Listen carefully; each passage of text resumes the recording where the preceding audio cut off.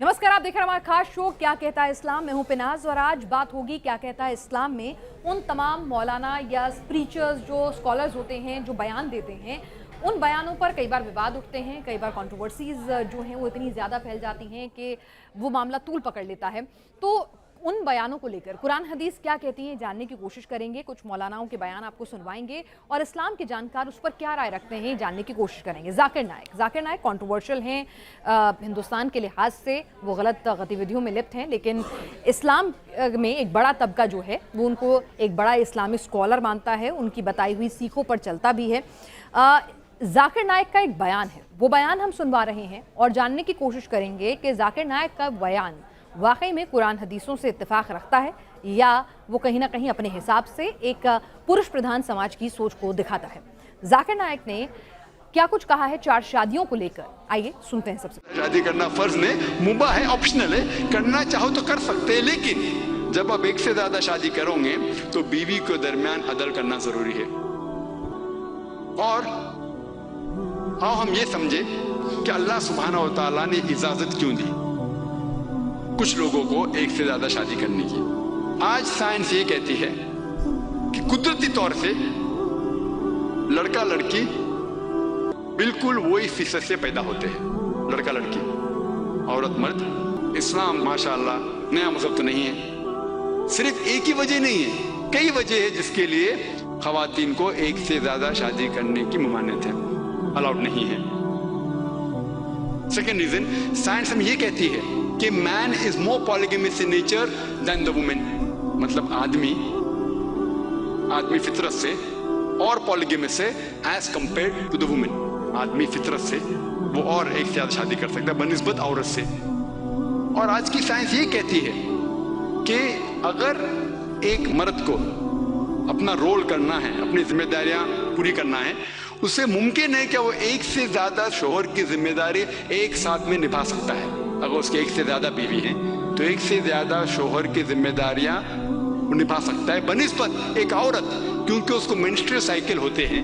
There are mental changes going on, especially in the menstrual period, जो हैज की हालत में जो मेंस्ट्रुअल चेंज होते हैं, उससे मुमकिन ही नहीं है कि एक से ज्यादा शोहर की जिम्मेदारियों को झेल सकेंगे। और चलिए, तो हमारे साथ हमारे खास मेहमान इस वक्त जुड़ चुके हैं। औरत के लिए 4 शादी अलाउड नहीं है, मुमकिन नहीं है, कमजोर है वो, लेकिन पुरुष कर सकता है और पुरुष को ये जायज़ है, अलाउड है कुरान हदीस के मुताबिक हमारे साथ। और उसको जस्टिफाई भी कर रहे हैं जाकिर नाइक कि क्यों करनी चाहिए। पॉलीगेमस नेचर के बारे में बता रहे हैं, महिलाओं की मेंस्ट्रुअल साइकिल, महिलाएं जो है देश चला सकती हैं, जंग लड़ सकती हैं, लेकिन उनकी मेंस्ट्रुअल साइकिल जो है उन्हें एक ही शौहर रखने की इजाज़त देती है, पुरुषों को 4-4 बीवियां रखने की इजाज़त देती है। कुरान हदीस इसको लेकर क्या कहते हैं जानने की कोशिश करेंगे। हमारे साथ खास मेहमान इस वक्त जुड़े हुए हैं। धर्मगुरु मौलाना ज़बरुल कादरी साहब इस वक्त हैं, अंबर जैदी हमारे साथ हैं। ज़बरुल कादरी साहब सोशल एक्टिविस्ट हैं, अंबर इस्लाम की जानकार हैं। ज़बरुल कादरी साहब, पहले मैं आपसे समझना चाहूँगी, 21वीं सदी में हम बैठे हैं, क्या आप इस बात से जो जाकिर नाइक कह रहे हैं, सबसे पहले तो बताइए कि कुरान हदीसों में भी ऐसा लिखा हुआ है या नहीं, और क्या आप इससे इत्तेफाक रखते हैं? बिस्मिल्लाहिर्रहमानिर्रहीम।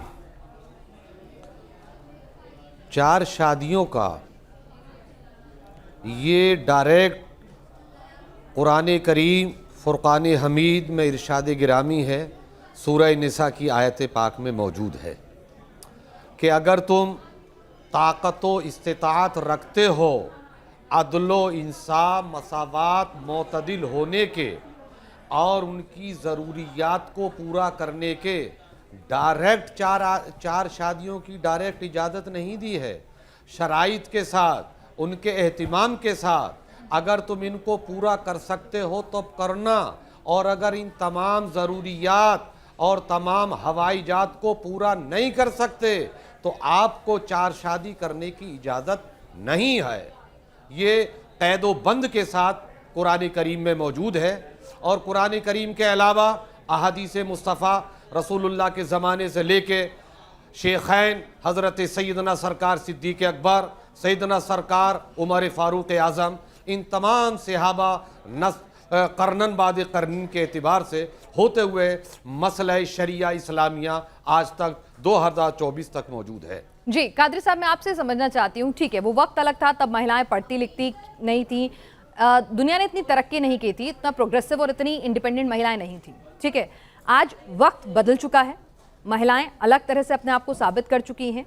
तो ऐसे में भी क्या आपसे मैं आपकी राय जानना चाहती हूँ बतौर मौलाना, क्या वाकई में 4 शादियों का हक पुरुष को मिलना जायज़ है? देखिए मैडम, जो डायरेक्ट आपने सवाल बहुत अच्छा किया। मज़हब इस्लाम बहुत हमारी आपकी कई मसलों पर डिस्कस हुई है कि मज़हब इस्लाम को लोगों ने इन 3-4 साल या 5 साल के अंदर इतना विरोध और इतना जुल्म सितम करने वाला घोषित करने की कोशिश की, लेकिन ऐसा नहीं है। जो भी मज़हब इस्लाम का मुताला करेगा, कुरान का मुताला करेगा, अहादीस का जब मुताला करेगा, तो उसके ज़हनो अज़हान होशो अफकार पर यह बात मुकम्मल साबित हो जाएगी कि जो 4 शादियों की डायरेक्ट इजाज़त कुरान करीम में है, लेकिन शराइत के साथ है।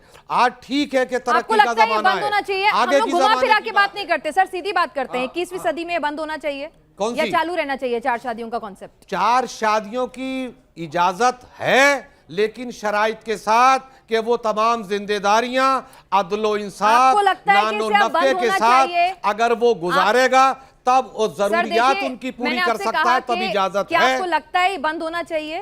किसको? अगर जब हम आज के समाज में महिलाओं के बराबरी के हक की बात करते हैं तो क्या ये बंद होना चाहिए? जब एक महिला देश चला सकती है, जंग आजादी में लड़ सकती है, तो तब एक महिला जो है वो क्यों पुरुष के बराबर ना हो? उसे भी 4 शादियों का हक नहीं है तो पुरुष को भी नहीं होना चाहिए, या फिर दोनों को दे दीजिए। ये शरीयत मुतारा कुरान करीम है मैडम, ये हमारे आपके कहने से नहीं होगा। ठीक है कि औरत ने तरक्की की, वो आज देश चला रही है, बेहतर है। पायलट उड़ा रही है, बेहतर है। हवाई जहाज चला रही है, बेहतर है। गन चला रही है, बेहतर है। ताकत व कुम्मत हिम्मत के हमने दी उसको, ये आपने दी नहीं। उसको हिम्मत और ताकत, ये शौकत उसने दी है जिसने उसको पैदा किया है, और उसके पैदा करने वाले ने हिम्मत, ताकत और कुव्वत और उसको जहन दिया, तब इसलिए कि वो परवाज कर रही है, आसमानों पर उड़ रही है। यही हुक्म उसके पैदा करने वाले ने उसको दिया है। हम और आप इसमें कुछ नहीं कर सकते। हम आपको हक नहीं है कि किसी की तब्दीली कर दें। वो तरक्की कर रही है, बेहतर है कि अल्लाह ताला उसका और ज्यादा अजमत और रिफातों पर पहुंचाए। अच्छा, तो मतलब 4 शादियां पुरुष करता रहे। मुझे जस्टिफिकेशन दे दीजिए कि एक औरत को क्यों नहीं करनी चाहिए? भाई इस्लाम तो बराबरी का हक देता है ना। आप लोग कहते हैं कि इस्लाम ने इतने सालों पहले औरतों को वो दर्जा दिया जो शायद समाज में कहीं नहीं मिलता था। इस्लाम इतना प्रोग्रेसिव है, इतना अच्छा रिलीजन है। हकीकत है ना, हकीकत है ना ये। तो फिर वही इस्लाम महिलाओं को कमतर क्यों समझ रहा है? क्यों 4 शादियां? यही तो चीज आती है मैडम, यही तो चीज है आपकी जो आप सवाल कमतर नहीं समझा है। क्यों 4 शादियां महिला क्यों नहीं कर सकती? ये कमतर नहीं है। सुनिए ना, मुझे अपना पति बहुत अच्छा लगता है, शौहर बहुत अच्छा लगता है। जैसे पुरुष के लिए कि अगर महिला बांझ है तो वो कर सकता है शादी, मेरा पुरुष इंपॉर्टेंट है, नहीं है, बच्चा दे सकता मुझे, तो मैं क्यों नहीं कर सकती दूसरी शादी? और मुझे वो पसंद है तो ठीक है, मैं दूसरी कर लेती हूँ, वो भी रखा रहेगा। क्या दिक्कत है? कैसा रखा रहेगा? क्यों भाई, जैसे महिला रखी रहेगी वैसे ही रखा रहेगा, बिल्कुल उसी तरह से सर। देखिए, जिन शकूक और शुबहात की बुनियाद पर इजाजत दी है, उन शकूक और शुबहात और उन शराइत के साथ इजाजत है तो होगी। सर पुरुष को इजाजत है ना? सर पुरुष को इजाजत है अगर महिला जो है, मैं पूछ रही हूँ, जायज करने का, हलाल करने का, मौजूदा मॉडल के एतबार से उसको जज करने का आपको मैडम या मुझको कोई हक नहीं है। क्या आप ये कहेंगी? बिल्कुल नहीं। मैं पूछना चाहती हूँ सर, मैं पूछना चाहती हूँ कि भाई अगर एक पुरुष को, जहां तक मेरी समझ कहती है, 4 शादी करने के लिए एक वजह यह भी है कि भाई अगर आप पत्नी से आपको बच्चे नहीं हो रहे हैं, पत्नी बांझ है, नहीं बच्चे आपको दे सकती है, तो आप दूसरा निकाह कर सकते हैं। अगर पुरुष नपुंसक है तो औरत दूसरा निकाह क्यों नहीं कर सकती? 2 शौहर क्यों नहीं रख सकती वो? हाँ, तो अगर उसे तलाक लेना होगा, ये डबल स्टैंडर्ड नहीं है? नहीं, डबल नहीं। उसका जवाब ये है, औरत बांझ है, उससे कोई मर्ज हो गया और वो बच्चा या उसको वो माँ नहीं बन सकती, मर्द को इजाज़त है कि आप दूसरी शादी करके आप वो बेहतर औरत है तो आपकी नस्ल आपका चल जाएगा। हाँ, अगर मर्द औरत इस सिचुएशन में है कि मर्द खुदा ना करे, अल्लाह ना करे, या औरत को या मर्द को कोई ऐसे मर्द लाहिक हो जाए कि वो बाप बनने की सलाहियत ना रख सकता, या वो इस काबिल है कि वो बीवी की वो ख्वाहिशात नफ्सियात पूरा नहीं कर सकता, तभी तो उन्हीं शुकूक और शुबहात की बुनियाद पर मसला तलाक रखा था। तभी तो है कि अगर वो शौहर इस काबिल नहीं है अरे कि वो जो उसकी अज़दवाजी बाकी जिंदगी आदतें गुजार पसंद है, सके, सर। तो वो कर ले, तलाक अंबर, दिले और उसके बाद वो अंबर। दूसरी शादी कर ले, कोई दिक्कत नहीं है।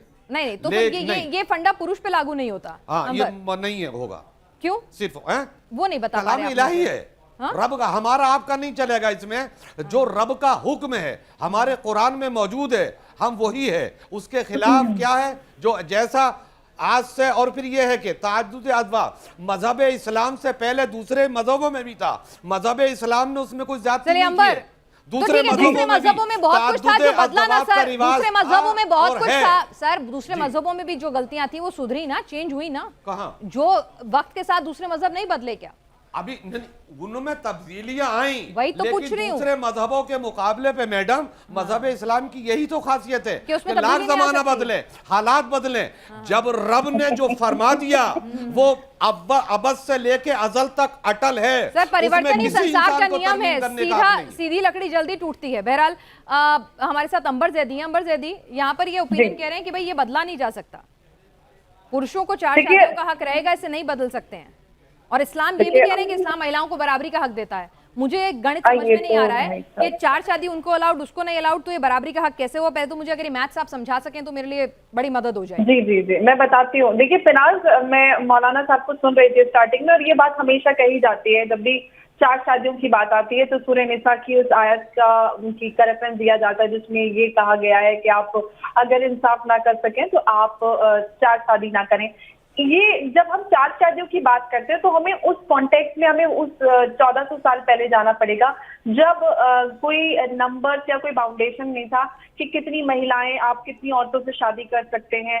तो उस वक्त में ये एक लिमिट थी 4 शादियां। ये 4 शादियों की इजाजत नहीं है, 4 शादियां उस वक्त में आपको लिमिट कर दी गई थी कि आप 4 से ज्यादा शादियां नहीं कर सकते। और उसमें भी ये शर्त है कि आपको बराबर इंसाफ करना पड़ेगा। यहाँ तक कि अगर आप फल लाते हैं, सेब लाते हैं, 1 किलो सेब लाए, आपने आधा किलो एक दीदी को दिए और आधा एक को दिए, उसमें से एक का खट्टा निकल गया और एक का फीका निकल गया, तो आपके ऊपर गुनाह आता है। इस हद तक का इंसाफ करना पड़ेगा। जो शराइतें लागू होती हैं उससे जाहिर ये होता है कि इस्लाम में 4 शादियों की इजाजत नहीं है, शादी सिर्फ एक ही करनी है। वो कंडीशंस में थी कि जब जंगें हुआ करती थी तब महिलाएं बड़ी संख्या में बेवा हो जाती थी, यतीम लड़कियां होती, तो उस सूरत में था कि आप यतीम लड़कियों उसके साथ आप शादी करके, निकाह करके उनके साथ आप उनको उनका हक, उनकी जिंदगी बेहतर बना सकते हैं। लेकिन आज के दौर की जब हम बात करते हैं, महिलाएं सक्षम हैं, इंडिपेंडेंट हैं, वो खुद अपने लिए अपनी पसंद से जीवन साथी चुन सकते हैं। जीवन साथी चुनने का अधिकार इस्लाम भी देता है, लेकिन औरतों को इजाजत नहीं मिलती, वो बात अलग है। हम आज के रेफरेंस में बात करते हैं, भारत की बात करते हैं और दुनिया में जितने भी मजहब उनकी बात करते हैं। हिंदुइज्म में देख लीजिए बदलाव आया, क्रिश्चियनिटी में और भी सब जगह, क्योंकि डेमोक्रेसी है, लोग मानव अधिकार के लिए काम किया जाता है। लेकिन ये कहकर कि आप किसी से ये तो पूछिए कि शरिया को बदला नहीं जा सकता। आखिर शरिया क्या होती है? शरिया कोई अल्लाह का फरमान थोड़ी ना है। शरिया कुरान और हदीस के उसमें से जो हम अपनी एक अंडरस्टैंडिंग से एक रूल रेगुलेशन बनाते हैं उसको शरिया कहते हैं। और उसकी एक इंटरप्रिटेशन हमेशा एक जैसी तो होती नहीं है।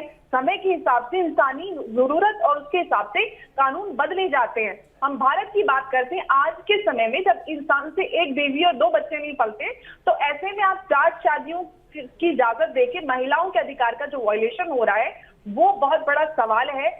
डेमोक्रेसी में मुझे लगता है इस तरह की चीजें नहीं होनी चाहिए। मुस्लिम समाज को, लीडरशिप को इस पर बहुत ज्यादा चिंतन करने की जरूरत है। लेकिन महिलाओं के अधिकारों की जब भी बात होती है वो होता नहीं है, क्योंकि सूरह निसा की बात करते हैं, सूरह निसा में महिलाओं के अधिकारों के लिए सारी आयतें आई हैं, लेकिन महिलाओं को अधिकार मिलते नहीं है। ठीक है कादरी साहब, जरा एक बात बताइए ना कि कोई ऐसी चीज जो कहीं ना कहीं महिला और पुरुष के बीच में बराबरी के हक को खत्म कर रही हो, चाहे वो आधी गवाही का मामला हो या फिर संपत्ति में 1/3 हक की बात हो या निकाह हलाला हो या इस तरह की सोच हो, आपको नहीं लगता कि वक्त के साथ इनमें कुछ मॉडिफिकेशन की ज़रूरत है? जैसा कि अंबर कह रही हैं, क्योंकि हर कोई बिल्कुल उसी तरह से फॉलो करेगा। बेजा इस्तेमाल भी होता है, आपने देखा है, खुद आपने देखा है कि बेजा इस्तेमाल भी होता है इस तरह की रेफरेंसेस का, और लोग इसका फ़ायदा भी उठाते हैं। ऐसी बहुत सारी पीड़िता हैं जिनके लिए अंबर काम करती हैं, जो इसकी शिकार हुई हैं। देखिए मैडम या अंबर साहिबा ने जो भी कुछ कहा वो अपनी जगह, इनका ओपिनियन अपनी जगह है, आपका सवाल अपनी जगह है, आपको भी हक है अपनी बात रखने का, अंबर साहिब को भी अपनी बात कहने का हक हासिल है।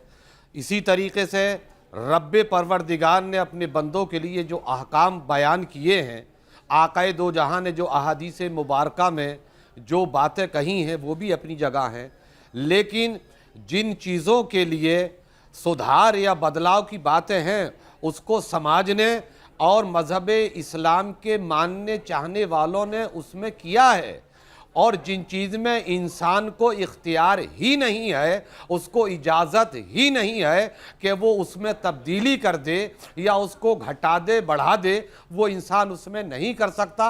ज़माना कुछ भी कहे, इतनी तरक्की याफ्ता होने के बावजूद कुछ भी कहे, लेकिन जो दिलदादा इस्लाम है, परवानगाह इस्लाम है, वो उसमें तरमीम व तनसीक के कायल ना थे, ना हैं, ना इंशाअल्लाह होंगे। और जिन चीज़ों की बसा औकात ज़रूरत होती है, जिनमें कमोबेश करने में इजाज़त है या कोई है, तो उसमें उलमा, मुफक्किरीन, मुहद्दिसीन, मुस्तंबितीन ने किया है। मतलब कादरी साहब आप ये कह रहे हैं कि ये एक ऐसी चीज़ है जिसे इस्लाम इसमें चेंज नहीं ला सकता, बदल नहीं सकता इसे। देखिए, कुरान ने साफ का ला तब्दीला लिकलिमातिल्लाह, यही है कि इसकी हिफाजत और जिम्मेदारी रब्बे परवरदिगार ने ली। बाइबिल और दूसरी जो आसमानी किताबें सहीफे आए, उनके चाहने मानने वालों ने तरमीम और तनसीक कर दी।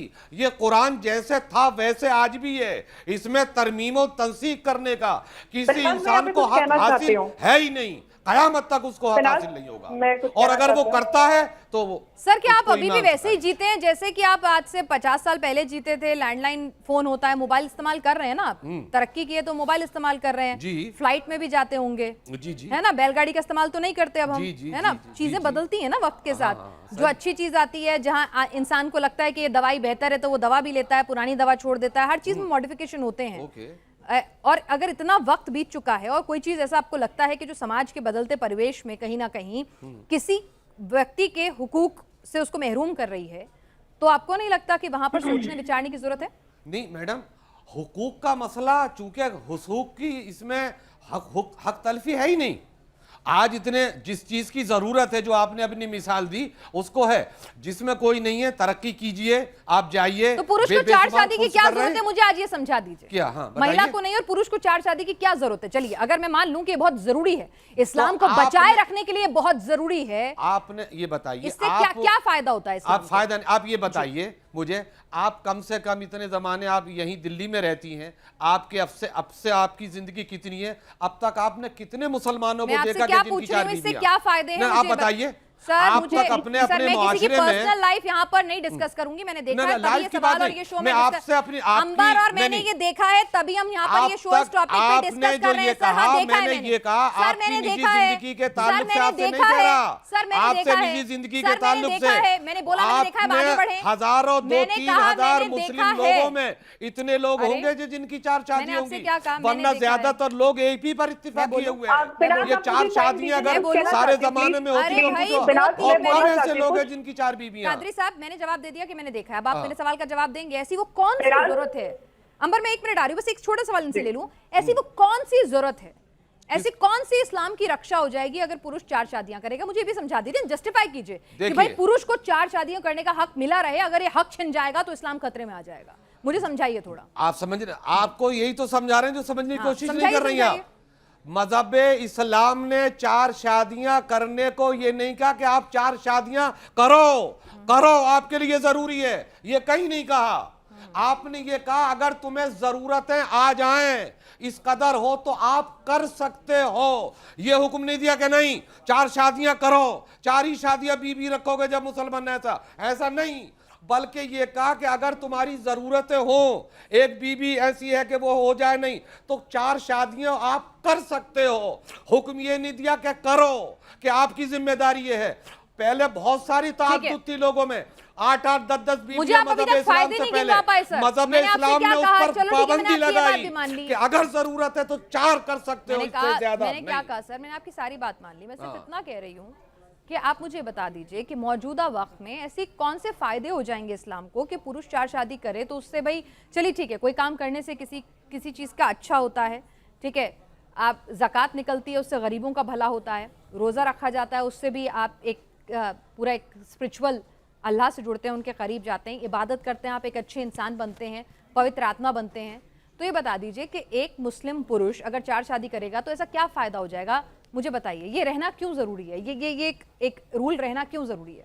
देखिए, अव्वल तो ये 4 शादियां आप बार बार उसको आप पीट रही, मैंने इसका जवाब बहुत पहले आपको दे दिया है। 4 शादियां हर इंसान करता ही नहीं है। अगर कोई 100, 200, 1000, 2000 में कोई मर्द ऐसा गुजरा कि जिसकी बीबी में कुछ हो गया वो करता है, वरना आम तौर से 4 अच्छा, मर्द में कुछ नहीं होता, की जिम्मेदारी आदमी से पूरी नहीं होती, तो 4 शादियां आदमी इजाजत दी है कि कर सकते हो। 4 शादियां हैं किसके पास? आप पूरी दिल्ली में अगर छानने के बाद मुस्लिम मुआशरे में देखोगे तो मुश्किल से 2-3 ऐसे निकलेंगे जिसकी 4 बीबी आऊंगी।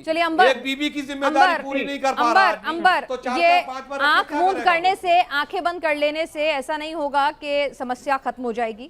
आपके पास ऐसी बहुत सारी पीड़िता आती हैं जो इसका शिकार होती हैं, लोग बाग इसका बेजा फायदा उठाते हैं। आपके पास ऐसे एग्जाम्पल्स हैं। शायद कादरी साहब को मेरी बात पे यकीन ना हो, आप समाज सेविका हैं, आप महिलाओं के लिए काम कर रही हैं, तो जरा इन्हें आप समझाइए। देखिए, जो कादरी साहब काफी देर से ये कह रहे हैं कि कितने लोग करते हैं, नहीं करते हैं। सवाल ये है कि एक प्रोविजन है जिसका वायलेशन होता है, जिसकी वजह से मुस्लिम महिलाओं के अधिकारों का उल्लंघन हो रहा है। आप ये देखिए कि जब एक इंसान को ये पता है, जैसे कि ट्रिपल तलाक का, हम इंस्टेंट ट्रिपल तलाक का एग्जाम्पल ले लेते हैं, आप तो बैन हो गए, लेकिन उससे पहले महिलाओं को ये लगता था कि पता नहीं कब मेरा शौहर मुझे तलाक बोलेगा और घर से निकाल देगा। एक ऐसा कानून, एक ऐसा प्रोविजन है जिसकी वजह से आप 3 बार बोलेंगे और औरत घर से बाहर निकल जाएगी, उसका रिश्ता खत्म हो जाएगा। साथ ही साथ जब हम 4 शादी की बात करते हैं तो आज भी महिलाओं को ये लगता है कि पता नहीं, शादी के बावजूद भी औरतों को अपने पति को लेकर ये कॉन्फिडेंस नहीं आ पाता कि ये सिर्फ मेरा पति, उसको लगता है कि पता नहीं किसके साथ निकाह करके आ जाएगा, तो ये मेरा नहीं, पता नहीं फिर किसी और का भी बन जाएगा। तो ये एक महिलाओं को कॉन्फिडेंस देने के लिए, उनको बराबरी का अधिकार देने के लिए ये बहुत जरूरी है। और हम बात करते हैं ना कि आप कह रहे थे कि महिलाएं ज्यादा है, ये है, पुरुष कम है। आज जेंडर रेशियो की बात करें तो 1020 महिलाओं पर 1000 पुरुष का जो जेंडर रेशियो वो है, उस हिसाब से तो फिर महिलाओं को ज्यादा महिलाएं हैं तो पुरुषों को उनको ज्यादा वो करनी चाहिए। तो इस तरह के आप ये एग्जाम्पल्स मत दिया कीजिए। सवाल यहाँ पर इक्वल राइट का, महिलाओं के अधिकार कह रही हैं, मैंने कुछ नहीं कहा, आपने मेरी जबान से सुना कि इतने मर्द हैं, इतनी औरतें हैं, मैंने कोई एग्जाम्पल नहीं दिया, मैंने नहीं कहा। बताइए ना, मेरा सवाल सुन लीजिए ना, आप सुन लीजिए। आप इसी देर से कह रहे हैं कि इस्लाम में ये ऐसा नहीं है, वैसा नहीं है। सवाल ये है नहीं इस्लाम में क्या है, सवाल ये है कि मुसलमान क्या करते हैं, मुसलमान महिलाओं के साथ क्या हो रहा है। हम तो इस्लाम पे सवाल ही नहीं उठा रहे। इस्लाम ने तो जो कुछ कहा है, मुसलमान उसका 5% भी नहीं करते। अगर 5% भी कर ले तो समाज में जितनी भी खामियां हैं वो खत्म हो जाएंगी। लेकिन सवाल ये है कि जब महिलाओं के अधिकार की या इक्वल राइट्स की बात आती है तो महिलाओं के अधिकारों को लेकर सवाल उठते हैं। उसमें से 4 शादियां पुरुष की बहुत बड़ा सवाल है। इंस्टेंट ट्रिपल तलाक के बाद लोगों को लगता था कि महिलाओं की शादी में सुरक्षा बढ़ गई है, लेकिन तलाक के हसन आज भी है और उसका वायलेशन हो रहा है। वो है ना कि एक प्रोविजन खत्म हुआ, दूसरे प्रोविजन का वायलेशन निकाल लेते हैं। उनको पता है कि किस तरह से, किस कानून का उल्लंघन करना है, किस तरह से महिलाओं को प्रताड़ित करना है। और जो आप कहते हैं ना कि कितने लोग कर रहे हैं, लोग ये प्रोविजन है, उसकी वजह से लोग एक शहर में शादी, एक गांव में शादी, आज पत्नी से थोड़ा सा झगड़ा हो गया तो दूसरी से निकाह। तो उनके ऊपर कोई बाउंडेशन, कोई बंदिश नहीं है, कोई जिम्मेदारी नहीं है, क्योंकि कुरान तो बहुत हक परस्ती की बात करता है, महिलाओं के हक की बात करता है। आप सूरह निसा की बात कर रहे थे, कितने मुसलमान मर्द औरतों की फाइनेंशियल सिक्योरिटी, उसका मेहर देते हैं जैसा देना चाहिए इस्लाम के हिसाब से। कितनी सारे जो हुकूक हैं औरतों के, कहाँ अमल में लाए जाते हैं। आप लोग सिर्फ बड़ी बड़ी बातें करते हैं, कुरानिक बातें हम नहीं कर रहे हैं। इस्लाम क्या कहता है हम बात नहीं कर रहे हैं। हम बात ये कर रहे हैं कि समाज में मुस्लिम महिलाओं को कितना हक दिया जाता है जो इस्लाम कहता है। बातें बड़ी होती हैं, मिलता क्या है ये सवाल है, आप बताइए। इस्लाम ने जो कहा, हमारी बातों की इस्लाम में अंबर जैदी साहब कोई हकीकत नहीं। जो इस्लाम ने जो औरत को मकाम दिया वो उसको मिला, जो इज्जत की बात कही वो उसको मिली, जो शौकत की बात कही उसको मिली, मीरास में से उसको चाहा जो मिला। सब देते हैं, सब करते हैं। आप बैठ कर के ये नहीं, पूरे हिंदुस्तान या पूरे गांवों का नक्शा आपके सामने नहीं है। और जिस पर जुल्म या जो होता है वो उसकी सदा रब्बे परवरदिगार उसको देगा मैदान महशर में। जो उसकी खिलाफ वर्जी कर रहा है, जो उसकी नाफरमानी कर रहा है, वो उसको मिलेगा। जो जिसकी हुकूक को अदा नहीं करेगा, उसकी जिम्मेदारी को अदा नहीं करेगा, मैं हूं या आप हो, उनकी जिम्मेदारी जरूरी है कि वो जिम्मेदारी अदा करे। जिम्मेदारी अदा नहीं करेगा वो गुनाहगार होगा, उसको सजा दी जाएगी। कोई सजा दे या ना दे, बिल्कुल, जब तक अल्लाह उसे सजा देगा तब तक जमीन पर तो औरत सजा भुगतेगी ना सर। सर मेरी बात सुनिए मौलाना साहब, जब अल्लाह सजा देगा, जब उसका इंतकाल होगा, जब उसके कर्मों की सजा मिलेगी, तब तक तो औरत पिसेगी ना सर। मौलाना साहब मुझे खिलाफ उसके लिए कोई ताल्लुक नहीं होगा। ये सारी चीजें शरीयत ने, इस्लाम ने, जिम्मेदारों ने रखी हैं। अब शरीयत पर अगर कोई दखल अंदाज करना चाहे, अपनी चलाना चाहे, वो इंशाल्लाह उसकी नहीं चलेगी। इसलिए कि शरीयत हमारे घर की जागीर नहीं है, हमारे माँ बाप का नहीं है, वो रब का हुक्म है, परवरदिगार का हुक्म है। वो अटल था, ला तब्दीला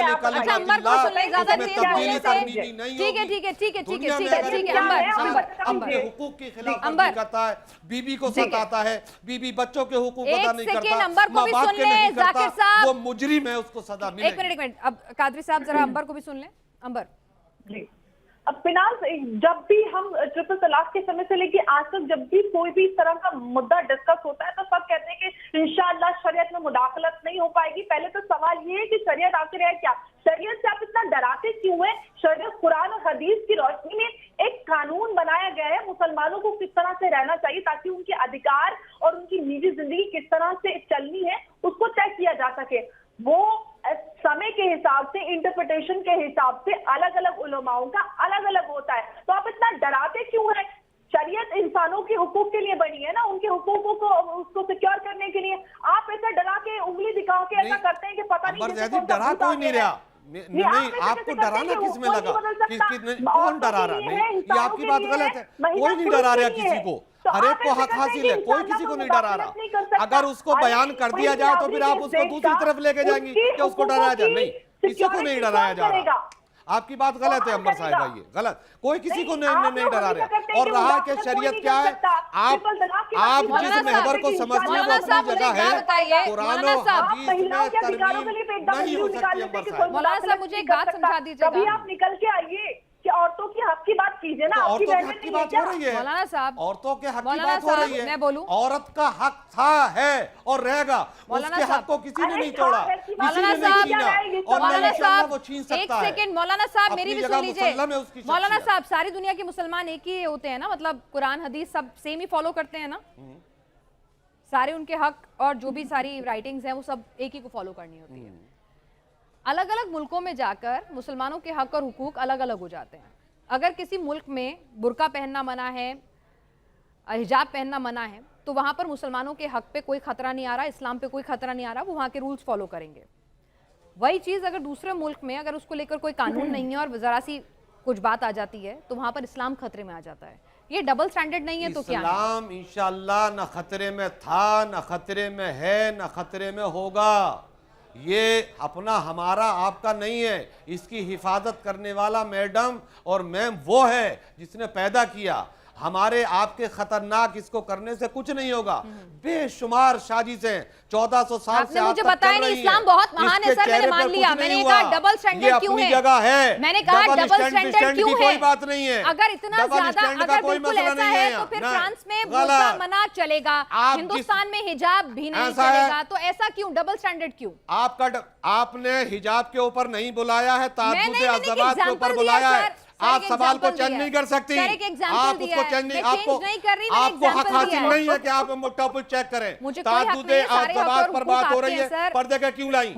पर्दे की बात पर्दे से वापस हटते हैं, गलत। पर्दे से वापस हटते हैं सर। क्यों? आपको मैंने कहा आपको इतना नागवार गुजर रहा है, ये कुछ नहीं होगा। आपको क्या? आपको कौन सी दुश्वारी? अरे मैंने कहा आपको कौन सी दुश्वारी हो रही है? आप हिंदुस्तान में बैठी है ना, आप हिंदुस्तान की बात कीजिए, फ्रांस में मेरे काय शो के का लिए नाम हवाई क्या जहाज लेके कहता है हो गई इस्लाम है, क्या कहता है आपको हिंदुस्तान वहां का इस्लाम जाने की नहीं, और जरूरत ही इस्लाम- क्या पेश आई? मैंने पहले आप सवाल क्या हिंदुस्तान पूछा में था कि रहिए ना। इस्लाम सब जगह का सेम है आप हिंदुस्तान की बात करिए, मैंने फ्रांस आपसे पहले क्या अफगानिस्तान को पूछा छोड़ था? दीजिए, सर, मेरा उससे शो आपका कोई यूट्यूब लेना पे देना ना नहीं। पूरी दुनिया की दर्शक देखते आप हैं। पूरी दुनिया देखो, की मैं पूरी ठेकेदार दुनिया और की बात जिम्मेदार कर रही नहीं हूँ। है। अंबर ज़ैदी, हाँ, आप अंबर पूरी ज़ैदी। दुनिया की ठेकेदार जिम्मेदार नहीं बिल्कुल नहीं हूँ मैं किसी की ठेकेदार नहीं हूँ, मैं हाँ, सिर्फ एक तो शो आपने कंडक्ट करा रही जिस हूँ। पर बोला वो उस पर बात करें ना। अरे तअद्दुद सर, अज़वाज की बात कर रही हैं, मैंने आपसे कभी कहा आप मैं वहां उसको पर जा वापस रही ले जा हैं, रही कभी हूँ। वहां जा रही हैं, उसके ऊपर बात कीजिए ठीक ना है, एक टॉपिक पे। एक मिनट मैं बात करूं। आपके शायद जवाब नहीं था, इतना बौखलाइए मत, मत दीजिए सवाल का जवाब। अंबर, क्या अगर मैंने जो सवाल कादरी साहब से पूछा, अगर मैं वही आपसे पूछूं, क्योंकि कॉमन सेंस की तरह से पूछ रही हूं, ठीक है, मैं बिल्कुल रेस्पेक्ट करते हैं हम कि जिसका जो भी रिलीजन है उसको प्रैक्टिस करने की आज़ादी होनी चाहिए और उसको पूरा सम्मान है, लेकिन अगर आप एक रूल को एक मुल्क में जाकर फॉलो करते हैं, मानते हैं, तब कोई दिक्कत नहीं है, तब आपको नहीं लगता है कि भाई ये अल्पसंख्यक होने के नाते आपके साथ कुछ गलत किया जा रहा है। फिर दूसरे मुल्क में, मैं कोई मुल्क का नाम नहीं ले रही हूँ क्योंकि मैं एक बड़े पर्सपेक्टिव पे बात कर रही हूँ, मैं एक छोटी जगह एक पर्टिकुलर मुल्क का नाम लेके बात नहीं करना चाहती हूँ, तो फिर अगर वहां पर ठीक है तो दूसरी जगह वो गलत कैसे हो जाएगा? देखिए, ये बात हमेशा हम काफी समय से कहते आए हैं, क्योंकि अभी भी मैं यही बात कह रही थी, मैं दूसरे अल्फाजों में वो बात कह रही थी। शरीयत की जब भी बात की जाती है, जितने भी हमारे इस्लामिक स्कॉलर मौलाना होते हैं, वो इस तरह से कहते हैं कि जैसे पता नहीं ऐसी कौन सी चीज है जिसको बदला नहीं जाता। हम कुरान पे सवाल नहीं उठा रहे, कुरान और हदीस की रोशनी में जो एक कानून बनाए गए हैं उसको शरीयत कहा जाता है। वो समय जगह के अनुसार बदलते रहते हैं, बदले जाते हैं, इंटरप्रिटेशन अलग अलग होती है हर एक इस्लामिक स्कॉलर की, स्कूल ऑफ थॉट की, और उसके एग्जाम्पल हमें अलग अलग देशों में मिलते हैं। हर चीज को लेकर हर एक इस्लाम जो स्कूल ऑफ थॉट है उनकी अलग अलग राय होती है। वो हमारे सामने 72 पे जो इसीलिए नहीं कहते, और इतने सारे स्कूल ऑफ थॉट है वो इसीलिए क्योंकि अलग अलग राय, अलग अलग ओपिनियन है, अलग अलग इंटरप्रिटेशन है। और जैसे हिजाब बुर्के की बात आई थी, तो कितने ही सारे इस्लामिक देश है जहाँ पर बुर्का हिजाब बैन है, पब्लिक प्लेस से आप नहीं पहन सकते हैं, सरकारी स्कूलों में, अस्पतालों में, नौकरियों में आप नहीं पहन सकते। तो ये भारत में ही ये सारी मनमानी चलती, क्योंकि वोट बैंक की राजनीति होती है इतने वर्षों से। मुसलमानों के साथ जो राजनीतिक पार्टियां रही हैं, उन्होंने उनको एक वोट बैंक की तरह इस्तेमाल किया है। बिल्कुल अंबर, ठीक है, हम बनाए अगली रखा। बार हमारी कोशिश रहेगी कि हम इसी मुद्दे पर बात करें कि जो चीजें, जो रिफॉर्म्स अगर नजर आते हैं या जो वक्त के साथ कुछ तब्दीलियां, अगर कोई तबका आवाज उठा रहा है, चाहे वो महिला हो या कोई भी हो, तो क्या उसकी इजाजत इस्लाम देता है कि नहीं, क्या इस्लाम में रिफॉर्म्स की गुंजाइश है कि नहीं, क्या ऐसा मुमकिन है कि नहीं, इस पर मैं बात करूंगी अपने अगले एपिसोड में। आज आप दोनों आए, हमारे साथ इस शो में शरीक हुए, क्या कहता है इस्लाम में, इतना ही।